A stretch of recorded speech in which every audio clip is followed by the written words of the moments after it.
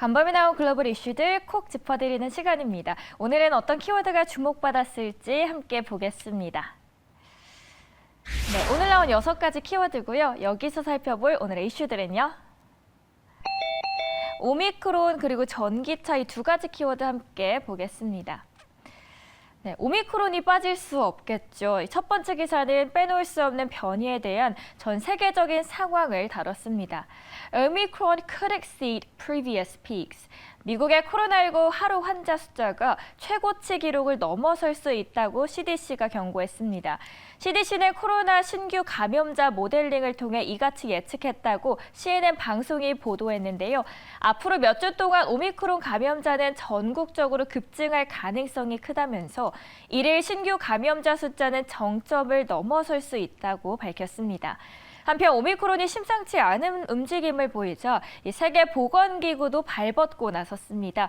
WHO 유럽 사무소장은 오미크론이 여러 국가에서 우세 중이 되고 있다면서 각국의 확진자 급증에 대비할 것을 촉구했습니다. 오스트리아 빈에서는 기자회견이 진행됐는데요. 거기서 WHO 사무소장은 오미크론 변이가 유럽 53개 나라 가운데 반을 넘는 최소 38개 국가에서 오미크론이 보고됐고 덴마크와 포르투갈 그리고 영국 등을 포함한 여러 국가에서 이미 우세종이 됐다고 밝혔습니다. 사무소장은 기자들에게 우리는 또 다른 폭풍이 다가오는 것을 볼 수 있다면서 몇 주 내로 오미크론 변이가 유럽의 더 많은 국가에게 의료 시스템을 더 압박할 것이라고 우려를 표했습니다. 이제는 한 국가와의 문제뿐만이 아닌 상황 속에서 미국은 전 세계의 코로나 위기 대응을 위해 약 6,900억 원을 추가 지원하기로 했습니다. 미국 토니 블링컨 국무장관은 이날 새로운 변이인 오미크론 출현 속에서 세계는 바이러스 대응에서 중요한 지점에 있다며 지원 소식을 전했습니다. 앞서 미국 국무장관은 국제공조를 위해서 외교장관 회의를 주재했는데요.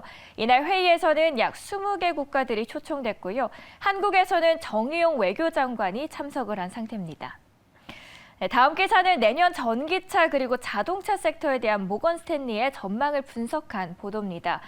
모건 스탠리가 내년 전기차 배터리 부족 현상이 일어날 것이라고 전망했습니다.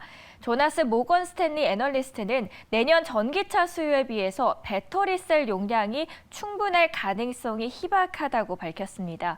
새로운 전기차용 배터리 개발이 발표되고는 있지만 이 같은 발표와 내년 실제 생산 능력 사이에 그 시차가 있다는 게 그 배경입니다.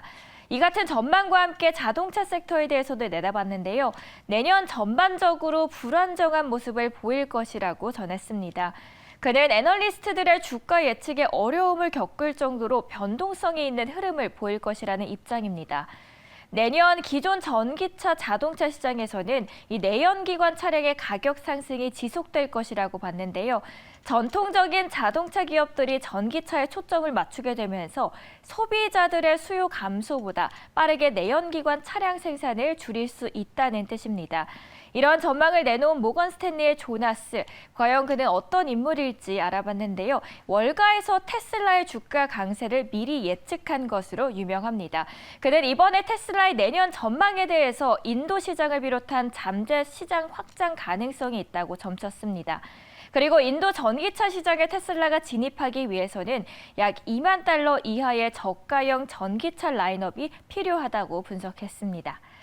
네, 이렇게 두 번째 기사로는 다가오는 2022년의 자동차 섹터에 대한 전망을 다뤘고요. 외신 통해서 미리 예측해보는 오늘의 시장이었고요. 시장에 미칠 테마 키워드 만나보셨습니다.